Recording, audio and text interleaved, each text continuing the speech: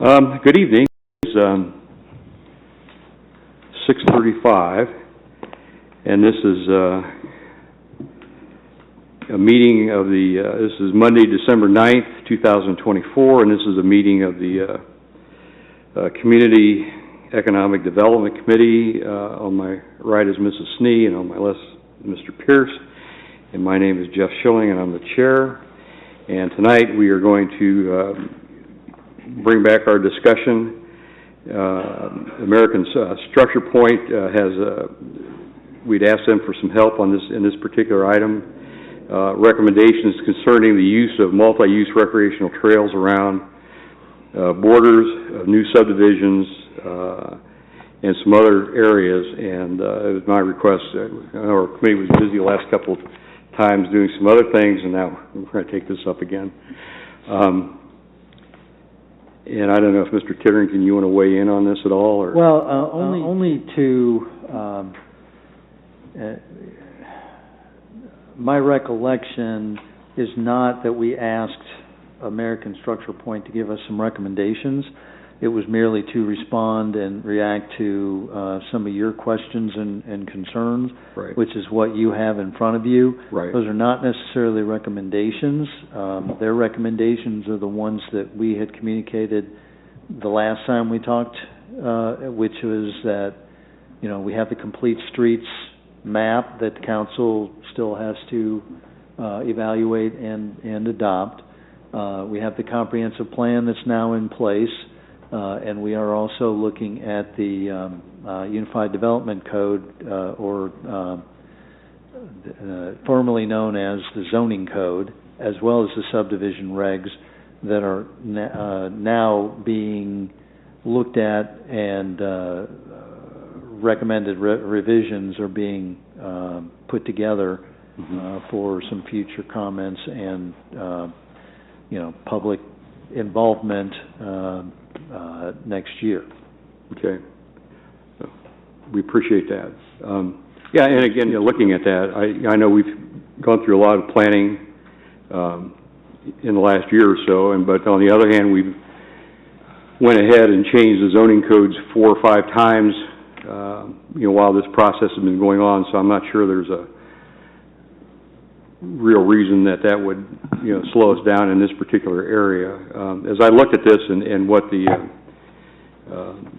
Structurepoint said, I think that a couple of these questions may be deferred for another time. I think the ones that I would ask the committee to look at to defer would be the question number 2, as far as multi-use recreational trails fronting all streets inside industrial areas. I know they were talking about, one of the comments was, or the study said that 82% of the people that work in the city of Troy, I mean, there's some places that, a lot of people come in from out of town, but the problem is, like I said, most people get there by some type of a vehicle, and my only comment to that is because we have nothing, they have no other way to get there. They have to find a vehicle transportation, or they really can't get to work. We don't have many of our industrial areas have no sidewalks. There's just no way to get there. So, but this thing, I think we can, look at that maybe at another time. And then also question number 3, as far as the, along West Main Street, I've been in discussions with the ODA administration on this, and our conversations were abruptly ended last week. And like I said, sometime in the future, I'd like to pick those back up. And, but right now, on this area, on West Main Street, looking at the proposed complete streets policy, again, there is no effective way for the residents of the West End to use anything but vehicles to get to the downtown safely.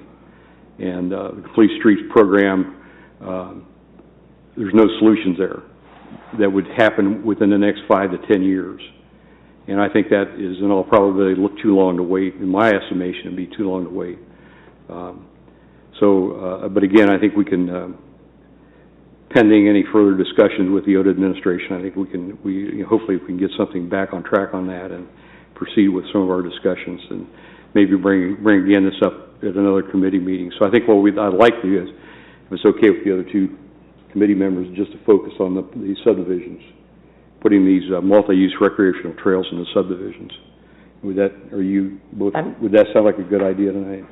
I'm just wondering what our goal would be ahead of American Structurepoint's recommendations on zoning code amendments and comprehensive plan. Okay. Well, first, go ahead. I'm sorry. I guess that's my question. I don't know what the end result of that discussion would be.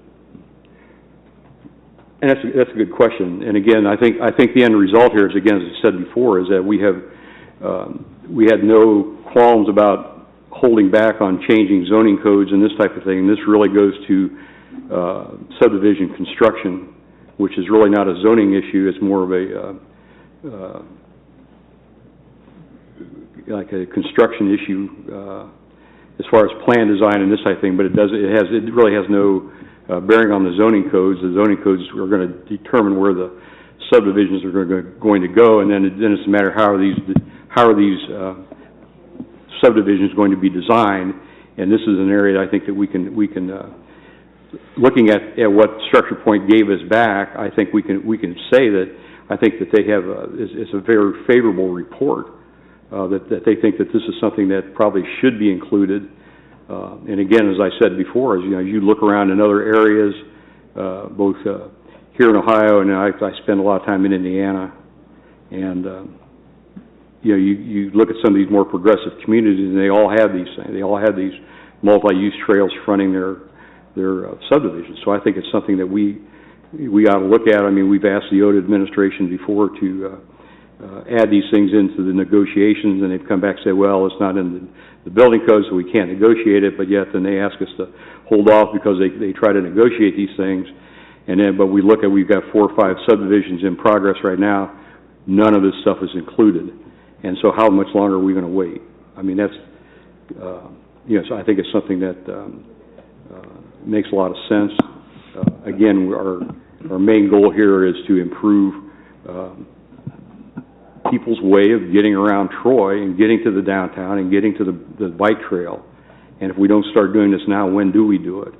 I know we have some annexations that we've had, and I'm certain that those annexations are sitting around, are going to be designed around some more subdivisions. And so I think it's time to take a look at this thing, a very hard look at it, and that's why we're talking about it tonight. Mr. Titterton. Mr. Chair, just to gently correct a couple of things that you've said. First of all, I've said it previously. It's not a matter that we do not and will not and refuse to negotiate. It's that we talk through any and all options with every developer that comes to us. If they come with a plan that meets the standard zoning and subdivision regulations, we do not have leverage other than to suggest that they can do that. Now, sometimes we may be able to work a quid pro quo. There are some subdivisions where walking paths and multi-use rec trails have been incorporated. Halifax developments is one example. It's not out west, I get it, but it's north. It's at least an example where we've been able to do that.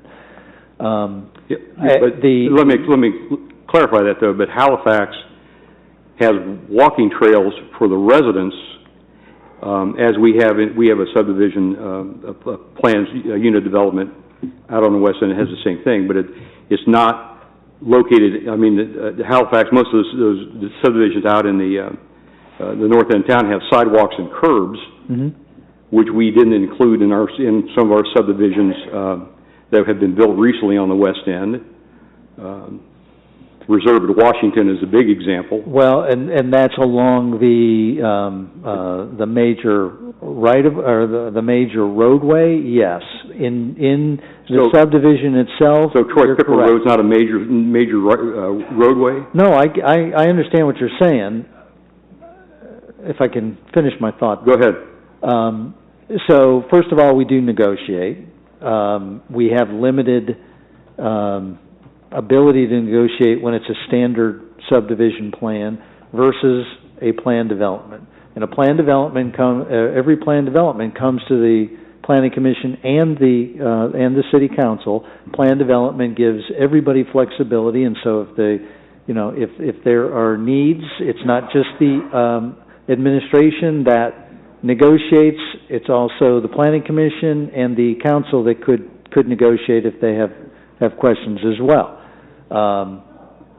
That power is there, okay? It has been, and it's part of the code, and that is part of the zoning code, where, and maybe I misspoke earlier, yes, there's some zoning code changes, well, a lot of changes and updating that is going to be done in 2025. At the same time, I will remind the Council that you authorized us to amend Structurepoint's contract to include a look at and potentially comprehensive revision to the subdivision regs.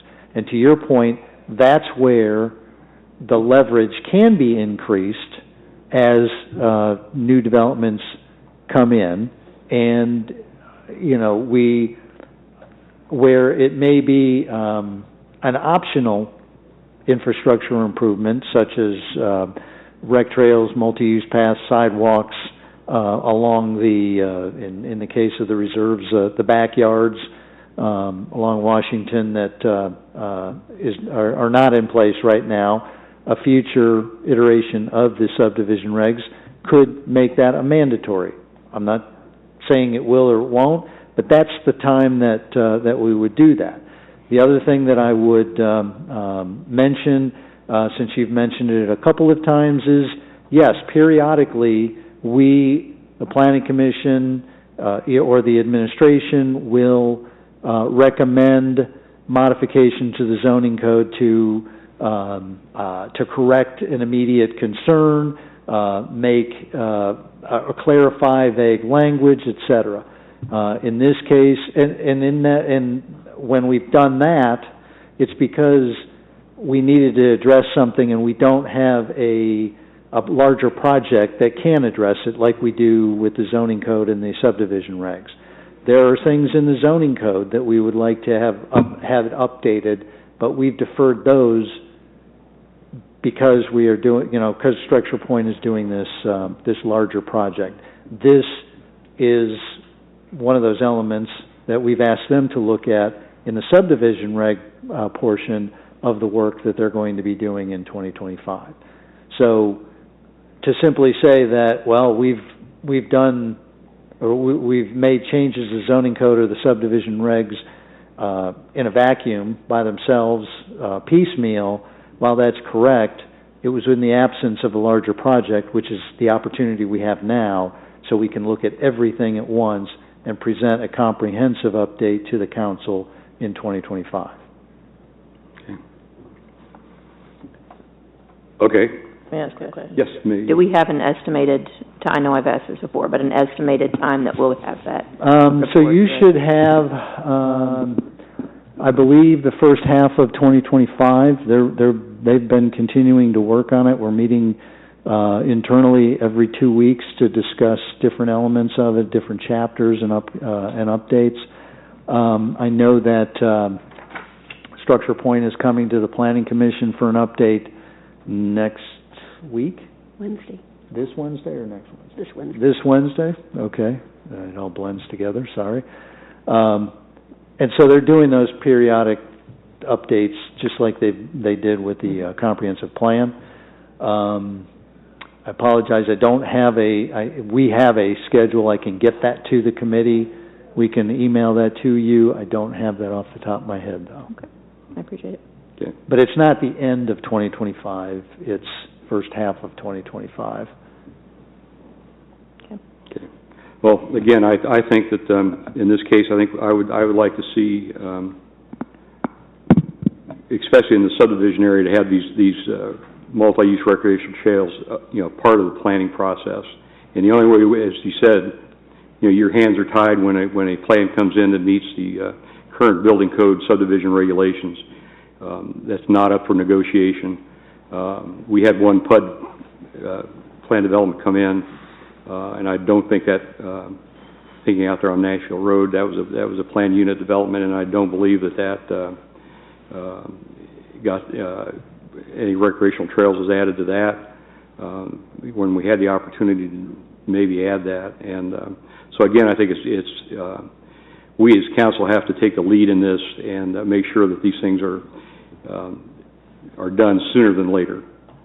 It just makes sense. Like I say, I know we've got some other subdivisions under plans because of the annexations that have happened, and we're going to let another 2 or 3 subdivisions come in and not have these things, and then we're looking at how long it's going to take to get these things constructed. If we don't do it now, when are we going to do it? Again, we've had our philosophy has been better later than sooner, and so we have streets that, again, that just now, after 40, 50 years, are starting, their infrastructure is being completed. And I think that this is important enough to get this thing in the plans now. And again, Structurepoint essentially says that they're going to do it anyway, so we might as well go ahead and get it done. Well, and I will say that we have not seen any plans yet on those recent annexations, but however, I don't believe that we're going to take the same approach as we did with reserves, because subdivision regs do have a not very vague requirement regarding at least sidewalks. It's where you go from sidewalks and you change them into double wide rec trails or multi-use paths, that we start to lose much more of our leverage on the standard subdivisions. But if it's in the regulations, then you don't have anything. You're not leveraging anything because you're not negotiating it.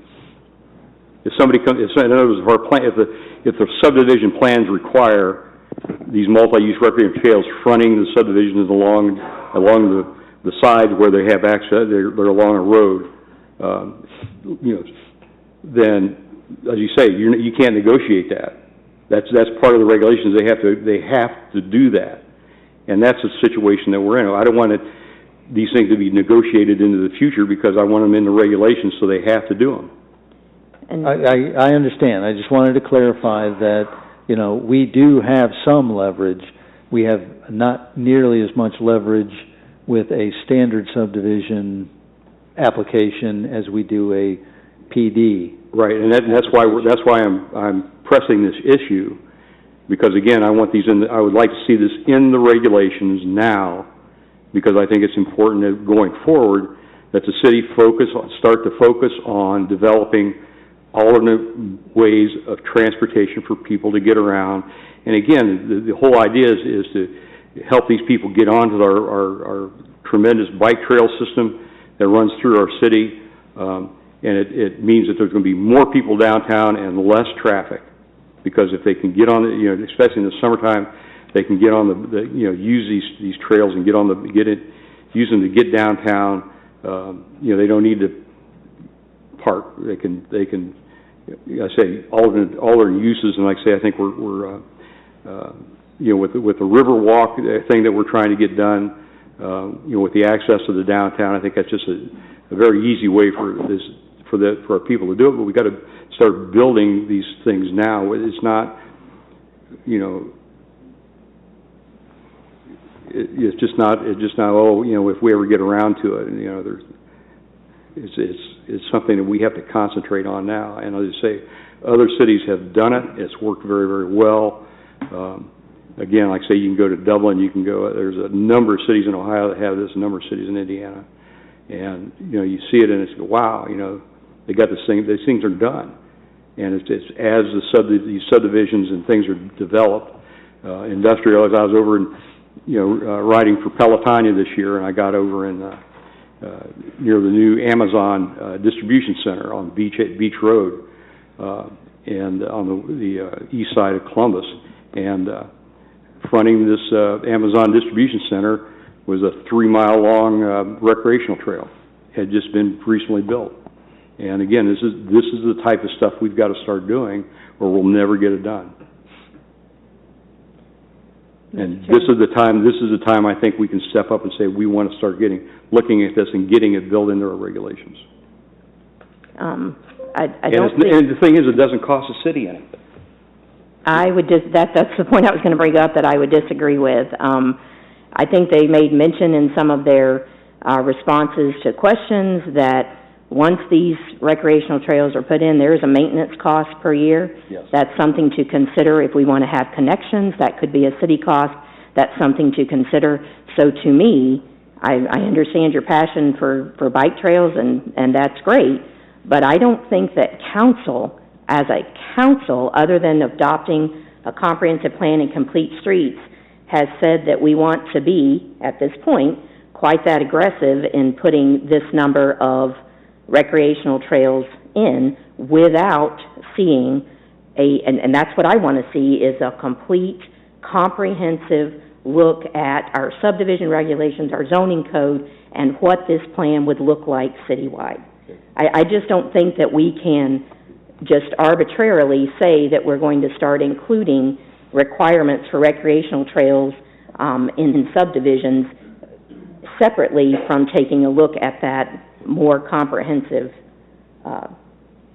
look at our zoning code. And I understand your concern, Ms. Snee, and having a user of our recreational trail system, I can tell you, the best of my knowledge, other than through grant applications and approvals for grants, the city of Troy has not put a whole lot into our recreational trail system as far as concerned. But even if it is, and let's say that we add another and $2,000 to $3,000 a year, I think is I'm thinking, my estimation is that it would be $2,000 to $3,000 every 10 years per mile.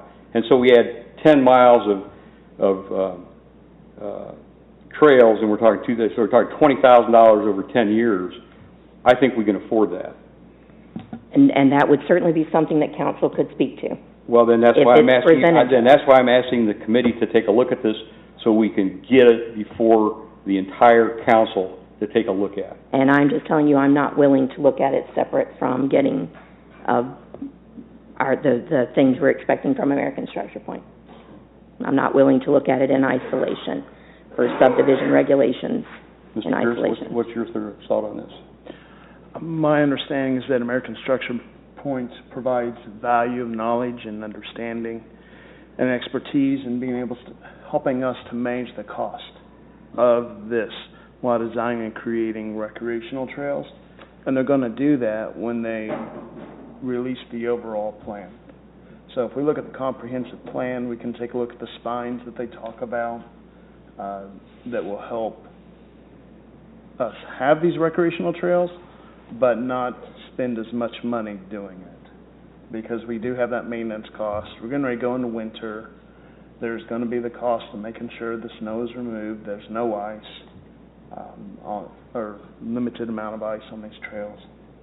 So they're going to help us in that planning phase. I believe you'll see a lot of what you want, just not yet.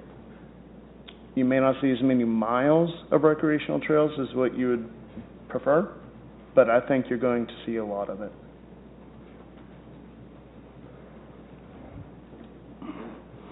Okay, do we have any comments from other council people?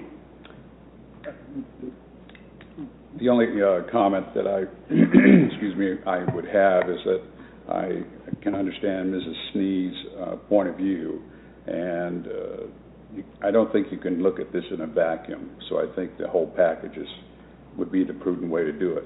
Of course, now I had a question for you, particularly off of this,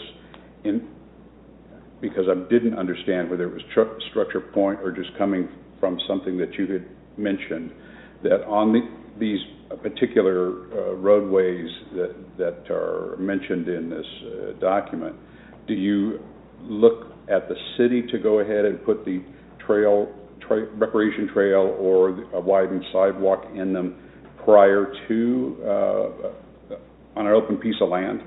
before something got sold or a business went in or a housing or something like that? Is that what you're also mentioning? No, again, I think that this would be a cost that the installation of these things would be paid for by the developer.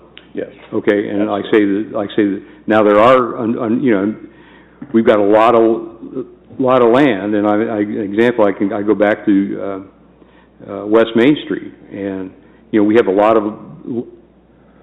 There's no sidewalks out there in some of the areas along West Main Street, especially not on the south side, but on the north side. And so the question is, who pays for that? And again, we're talking about one part of our discussions here over the last couple of weeks is that the state of Ohio is going to come in and redo the bridge over the I-75 on West Main Street, and there's talk about putting in sidewalks then. And so then the question is, first of all, how far do those sidewalks go? And then the other thing is that can we ask them the state to plan these recreational trails instead of sidewalks, and again, to start building that link along West Main Street. And I am certain that if we asked for that, we would pay for the cost differential between sidewalks and a recreational trail. And that may be the situation in some other areas, I don't know. But I say again, I think that as the new subdivisions come in, and our regulations say recreational trails, you got to build those, then that's going to be paid for by the subdivisions, and the net result is the city is going to get something and not, obviously the way we like to do things, have somebody else pay for it. And Mr. Chair, I think the other thing to keep in mind, and the reason that one of the things that American Structure Point can comment on as part of their overall process is there's a lot of different factors, and there's a lot of different direct and indirect costs that may or may not come out of a hard and fast 100% of the time you must put in rec trails. For example, you mentioned the bridge over 75. Well, it's concrete now that's there, and so you're not going to be able to connect a 10-foot wide rec trail to a 5-foot wide bridge sidewalk over the bridge itself, back to a rec trail, and then back to sidewalk, which may or may not be there. If there's not anything there right now, if it's concrete, our practice has been anyway that if it's concrete and it's part of the assessment program, it's assessed back to the property owner. You look at the north side of West Main Street as part of that overlay project that we're doing out to Washington. Some of those properties are pretty wide. We're talking about 5-figure assessments if we were to do that. If they were not sidewalks, our past practice has been, if it's been rec trail, is we don't assess it back, so then that initial capital cost falls to the city in that case. To Mrs. Snee's point, we're not just talking about maintaining crack sealing and replacing asphalt, which may or may not occur for 10 years or 15 years after, even though they recommend that you really ought to crack seal every 3 or 4 years. You're also talking about basic maintenance that our park department or utility department would have to do anytime we get inclement weather, where we either have to plow or at least salt that amount of trail. So, a one-size-fits-all is never recommended without some level of flexibility on all sides, particularly on our own side. And so, we've got to keep that in mind. We also have to keep in mind that, if we do put an absolute requirement on a subdivider and a subdivision builder, I'm not saying this would happen, but, that is a cost to the developer, and depending on the type of product, the size of product, the density of that product, does it still remain economical for them to do the development? Well, I don't care about understand that. that. I mean- You should care because we do have a workforce housing issue in this county, in this state, and in our community in particular. We have hundreds of jobs that go unfilled. Part of the reason is that we can't get the population to move in. Now, you can blame the 2008 recession, you can blame all kinds of different factors, but there are very few volume builders that can or will do the type of housing that will attract either the first-time workforce housing, employees, or even the second level where somebody moves out of a smaller, older house into this product. So I'm not saying that's what would happen, but there are, intended consequences, but there are also potential unintended consequences by being by doing something like this in a vacuum and making it an absolute without any flexibility whatsoever.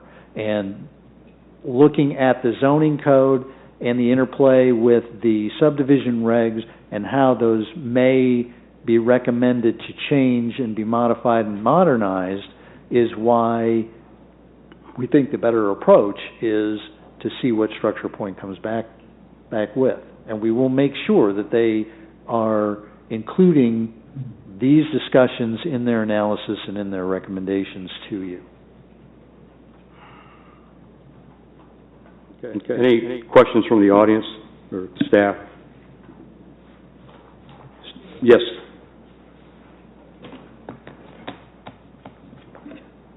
Yeah, hi, I'm Steve Henderson at Dickerson Drive.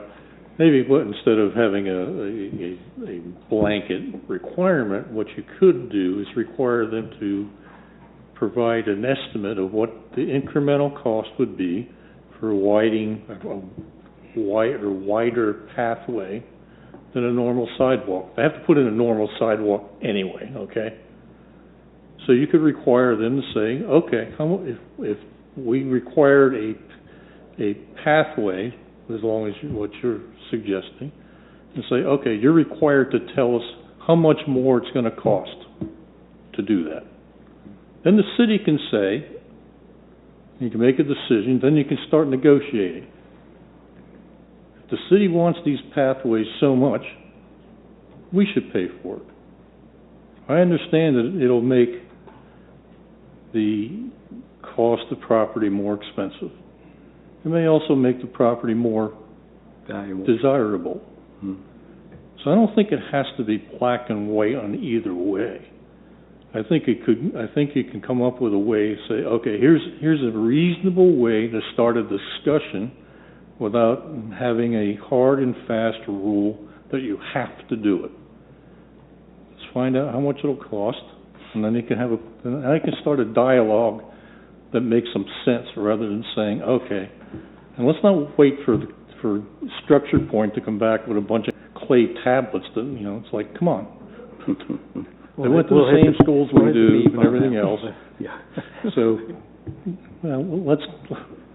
I understand they're really nice people. They're really smart. But there's a bunch of other people, they're going to make decisions just like people do. Some of them are going to be right, some of them are going to be wrong.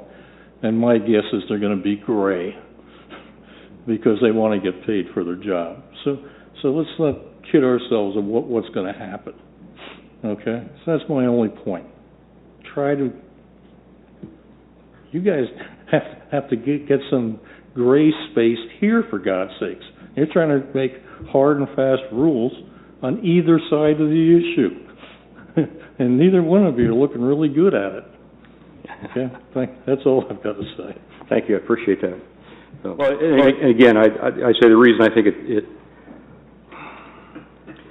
as far as workplace housing, like I say again, Steve said there's somebody that has, especially on the lower end, they may appreciate another way to get to work. They may appreciate that they can get on an electric bike and ride that and get to work. Whereas if we don't have that that trail, you can't get those electric bikes out on the street. I mean, you know, especially some of the narrower streets that we have, and in the county roads and everything are 55 miles an hour, and I understand that completely. And so again, but what I'm saying is that you know, most of these, I mean, you take a small subdivision with 50 homes averaging $300,000 a year or $300,000 a home, you know, you're talking millions of dollars that this developer is expecting to earn on this thing, and I'm thinking, you know, for whatever the cost of that extra concrete is, that's pocket change to them. But again, it's been a well, you know, the city can't afford it. The city can't afford it. So this is a way for us to get it done, get some help in paying it, and then I think that as you say, there's, you know, the subdivision codes, the way to build subdivisions, it is black and white, because otherwise, you know, you got to figure out how deep you dig the ditches for the sewers. You got to figure out, you know, where you're going to place the water meters. You're going to put, you know, what type of curbs you're going to. I mean, that's all black and white stuff that the developer has to do anyway. And so, you know, this is just. I mean, again, you know, if the subdivision has to have a sidewalk, that's black and white. You know, as long as it's not a planned unit development. Now, if you get into those, you know, then it is all. You say it is all negotiation, but. You know, when they come in with a plan and matches our subdivision building regulations, then we're done with it. We can't negotiate. You said you really have a hard time negotiating those types of things, and so. Well, and yeah, so the only way we can do it is put it in the subdivision regulations, and this is, you know, if you want to come to Troy and build, this is what it's going to cost you to do it. And, you know? and that's why I kind of took issue with your comment about the negotiations, because.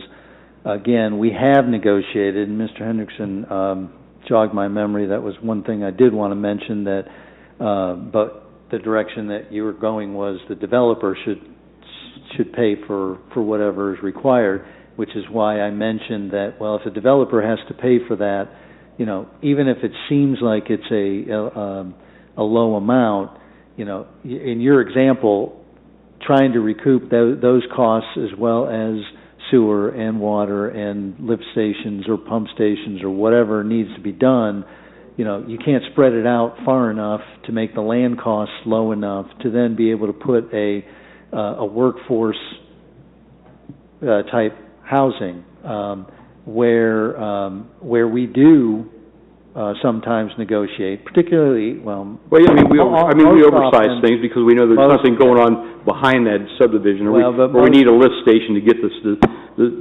I mean, we've done that and we've paid for it, and I understand that part. And that is something that Structurepoint will look at as well. The oversizing idea that, okay, you are at a minimum required to put in 5-foot wide concrete sidewalks. We'll get an estimate of that. We have to get an estimate of that because the bonding or the escrow and everything that goes into there. So we have a good idea of what that cost is. And then if there's an estimate on, all right, now double it, change that to asphalt, and it becomes a rec trail, what's the additional cost? That's where we could do some kind of an oversizing agreement, but to Mr. Hendrick's point, to our point, that requires an appropriation that we don't have right now, that you know could be handled, but it would be at the city's cost, not at the developer's cost. Again, that incremental cost, not the total cost, because the minimum requirement is that they put that sidewalk, that base sidewalk in. Those are some things that we look at when we negotiate as well. We've never done an oversizing of the sidewalk into a rec trail, but to my knowledge, we haven't had a project where there was a logical and immediate ability to link. Now, I understand you're trying to be proactive and start at some point and then build out towards the downtown, I think is the direction you're going. But again, that's something that needs to be worked out in the subdivision regs and have some additional language regarding oversizing if that's the direction that the council eventually wants to take.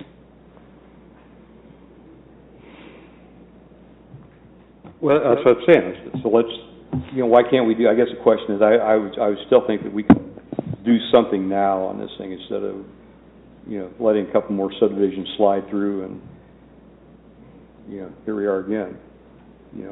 It just is, I think, is important enough that it has to be in the regulations. And, I know, so we can debate it now, or we can wait 6 months and, debate it again when the plans are submitted. But I mean, looking at the preliminary stuff, I mean, the complete streets policy is, they say there's they're just, somewhere we've lost the idea of getting people from the subdivisions to the downtown or to the bike trail so they can use that 340 miles that we have on that bike trail to their advantage for health reasons, or just, or again, people want to come, I can't tell how many people I talk to that ride bikes. Oh, I didn't know you had that big of a trail in Troy. I'm gonna come to Troy and, ride it. 340 miles. We've got a bike trail, and yet, it's a huge attraction. But again, you're sitting out there on the hotels out there on the west end of town, and they say, well, I'm gonna like to leave my car here and ride my bike to get on the. You can't do it. So we've got to start thinking about, ways to get the west end tied into the rest of Troy, and in this area. It's got to be done. And I say, so I'm thinking we got a majority-minority report. Is that what we're looking at? I don't believe we have anything. Well, I know, you don't want to move forward at all. I'm saying we can take the recommendations that our consultants have given us and formulate that in some type of regulations. These aren't recommendations. These are responses to questions. Okay, let me rephrase that. We can take the responses to these questions and move that into some type of legislation that would amend our building codes, our subdivision building codes, to get these recreation trails set up and ready to go. And that's what I said I can't agree to. Not ahead of seeing a comprehensive look at the city and recommendations from the people we already have looking at it, not to doubt anyone else's expertise, but I do want to hear from their expertise and experience. Those are not recommendations. That is not the entire report they're going to give to us. That is looking at 3 questions in isolation. So I can't make any move based on and procedurally, this may sound familiar, but any changes in that regard would normally go through the Planning Commission with a recommendation to the council, and then the council would act either up or down majority or amend at a super majority of 7. Sure. So that's what I'm saying. We need to get this thing moving down the pipeline to get this thing looked at by council. I believe it's responsible to wait for the report so that we can handle the finances of the city better and get that report, knowing where they're recommending tie-ins should be. They're not going to put bike trails or recreational trails everywhere. They're going to have them in certain areas, have that spine, so that we can move traffic safely through. And if those subdivision recommendations come back to us, then that will be the time that they come back through Planning Commission and through this committee or whatever committee they're assigned to, and then move ahead for a council discussion and vote. Okay. Okay, well, listen, I think I appreciate the discussion. I think we'll let it sit then. Okay. Okay, thank you so much. We'll write Is there anything else before the committee tonight? We'll write that up as a status report then? Yeah. Right. Okay. Very good. No, nothing else. Thanks.